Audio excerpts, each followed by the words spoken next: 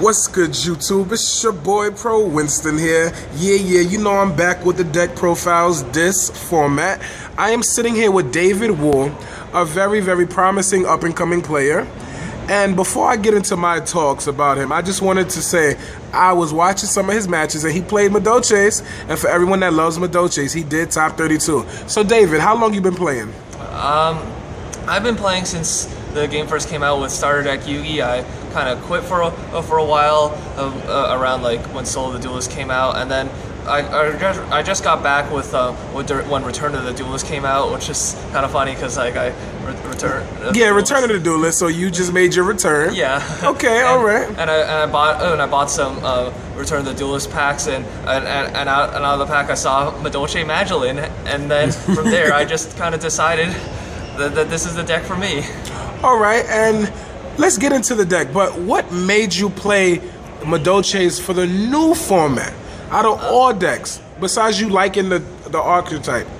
Well, I also like this deck because, like, in the new format, I think it's gonna be like there's gonna be a lot of traps, but there's also gonna be a lot of those like decks that can like go off like really easily. And I thought kind of like Madolche was kind of like a mix in between the two, so it can like do either of those like depending on the situation and when I needed to. I understand. Let's get into the deck, man. All right. Oh, and this is the mat you got. Yes. Oh. You are one of the first 32 people with the mat. If you are selling it, sell it early. Go ahead, let's see the deck. All right. So I'm playing the 3 Madolche Magdalene. And also 2 Madolche Hookake. Why only 2? If that's probably one of the best cards in the deck, if you don't mind me asking. I just didn't really want to draw it too early, like when I had no grave set up. I also didn't want to like draw a double of this because it means I'd have like less options, like especially when I have no graveyard fodder. That's the main reason why I didn't. All right, and it looks good because the hand is trying to get the hook cake, so the hand is hungry. Okay, continue. Yeah, I played 2 Madolche Messengelato. I know that some people like playing 3, but I only wanted to play 2 because I don't really like drawing into this thing that much. I'd rather have it in the deck for Invoker because in the hand it's like kind of weak. I got it. And unfortunately, in one of my top 32 matches against Dragons, I did end up drawing them, and like because of that, I couldn't use Invoker. You couldn't really do anything. Okay. Yeah. So I switched mine to 3 last minute too, but it worked out very well. Let's continue. All right, I play 1 Madolche Mifui. I only play 1 because this thing, it's like it gets Veilered and Maxied a lot, and when it does it like really hurts. But I gotta keep 1 just for those like situations where I need to like go off with instant Hookake. Okay. And I play 1 Madolche Baffle. Why? I know a lot of people don't really like this card, but I really like it because it just gives like options, like it lets me make like safe plays with like where I summon Hookake and like I special the Baffle, and like what I'll do is I'll put their monster into defense, so that like I don't have to like go like make XC's players or some Message Gelato, and like when it's in defense I don't have to worry about getting damage step lanced or like colluded, and that's why I just love this thing. So even if their monster is stronger than me, I always just put it into defense if I can, just to be safe. All right, no problem. Let's continue with the deck so I can ask you a couple of questions after. Okay, sure. I play two tour guides. Everybody loves that. Yes.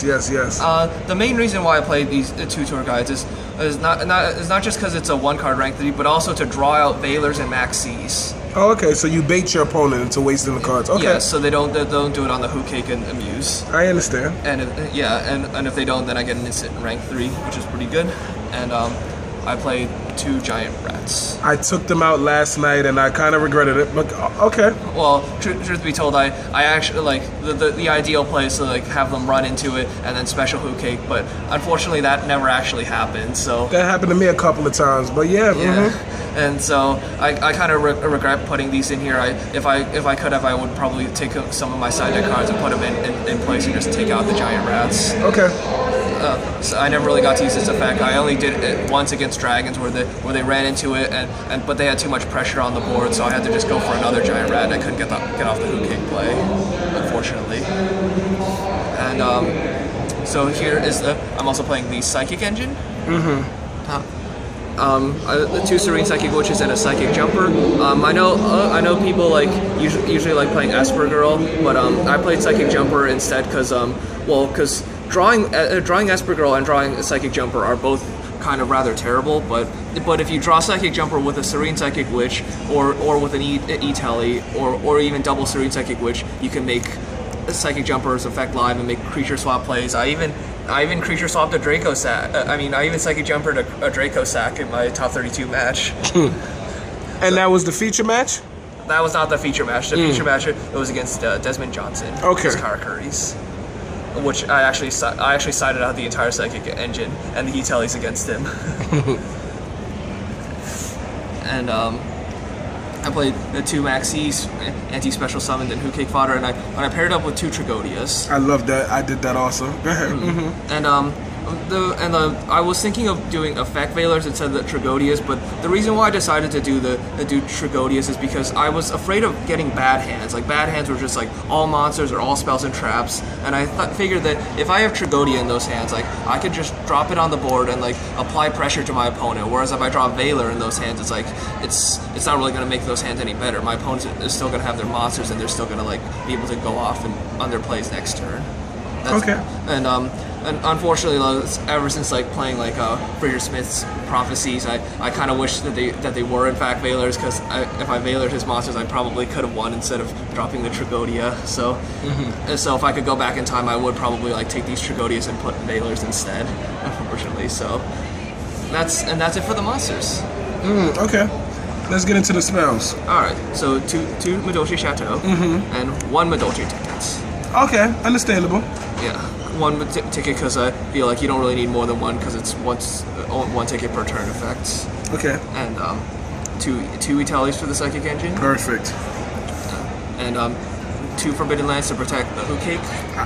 It's very good. Lance is good this format rather to me, with all the back rows. Yeah. And you have to resolve your Exceed play and your Hookake play. Is that why you did it? Exactly. Yeah. I was in round 1. I played against Dark Worlds, and I was in time, and I summoned the Hookake, and I used Hookake's effect, and he skill drain, but I used Forbidden Lance on the Hookake too, and I was able to bring out like a Bapple from the deck and overlay into Acid Golem and attack to put me at higher life points than him, and that won me the game.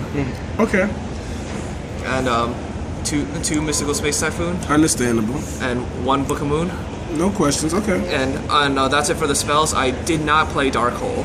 Okay. I didn't play Dark Hole because I found it was rather meh, because I needed to stop my opponents while they were making their plays rather than have them like set up a field on me and then try to Dark Hole them, because like by the time they set up their field, it's like usually too late for me to like do anything about it.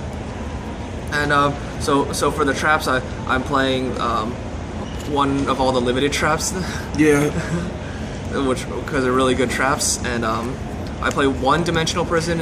I did also, yep. Yeah, I sided in the second one. It's a good card, but sometimes it's like slow when I just need the speed, so I only played 1. It's just sided the other. 2 Mirror Forces, 2 Fiendish Chains, 3 is kind of cloggy, I feel, and 1 Madolche Palooza. Oh, I love Palooza. Yeah. Oh, I love it. Definitely. In the feature match against Desmond Johnson, I used this, and I was able to win on turn 2 because I was summoned Magil, and I set the Palooza, and he went Burrito, Naturia Beast, and then when my turn came, I flipped Madolche Palooza, and I was just able to summon a whole ton of monsters. Okay. And you can read in the feature match. I will. Let's look at this side deck real quick before my time is limited.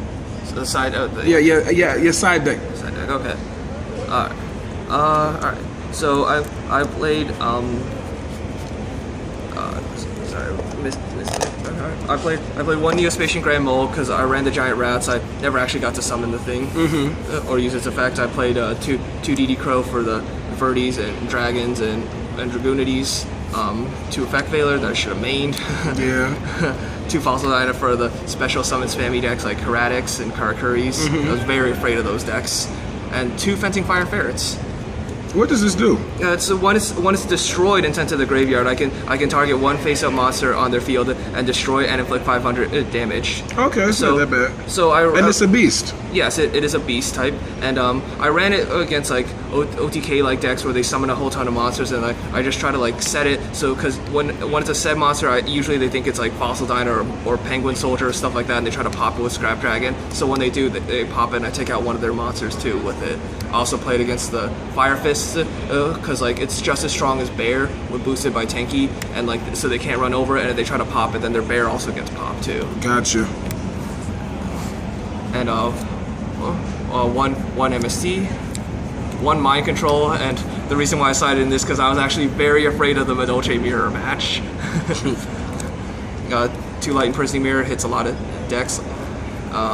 The other Deep Prison and the Needle Sealing for the special summon spammy decks. How's your extra deck? Let's see the extra deck. And finally, the extra deck: two Madolche Queen Tiaramisu, 1 MX Saber Invoker. Funny thing is, I never actually used its effect during the entire YCS. Oh my god! I never during day 1. I never actually summoned this thing. I never actually needed to. And when I did try to summon it against Desmond Johnson, he warninged it, so I never actually got to use its effect. But a very good card. But this is my MVP though. I love this card, and this is the reason why I ran Tour Guide. Equipped Engineer. What does this do? It's once per turn during either player's turn, I detach one and I target a face-up attack position monster on my side of the field, and I switch it into defense mode. And if I do switch into defense mode, then it can't be destroyed by battle or card effects for the rest of the turn. So to protect a Who Cake from like bottomless and torrentials, and so like. I ran Tour Guide for this, and if they didn't Maxi or Veiler my Tour Guide, I just go into this thing and then summon the Who Cake, and then if they tried to Veiler or Maxi the Who Cake, I can just like protect the Who Cake and go off after that. I love this card. It's probably the best card in my deck besides like TRB2. Levier, obvious, like the Who Cake plays. Leviathan. Acid Golem, I love its 3000 attack for being able to run over things like Herald of Perfection, which really helped. And Maestroke, Zen Mains, Fist Dweller helped against Mermails, Utopia, Cowboy, Diamond Dire Wolf, in case I need the pop effects. Naturia Beast and Barkion for things like Prophecy and Fire Fists. It really helped out a lot. What would you recommend to the players that want to play the Madolche deck but is scared that they can't compete with the other decks that everyone's playing now? Well, I would say that like you should always like look at what's popular and like find out ways to counter them. Like I don't think the best way is to just always like just try to just go Tiaramisu everything, because that isn't always gonna work. If they run like Veiler or Maxi, it's like you're going to be left in a bad position. But like I think it's a very flexible deck with a lot of different siding options, and so you should like find out what like how to play against the top decks, find out their weaknesses, and then side appropriately, because it's a very flexible deck. Gotcha. Thank you, man, and nice showing at this YCS. Yep.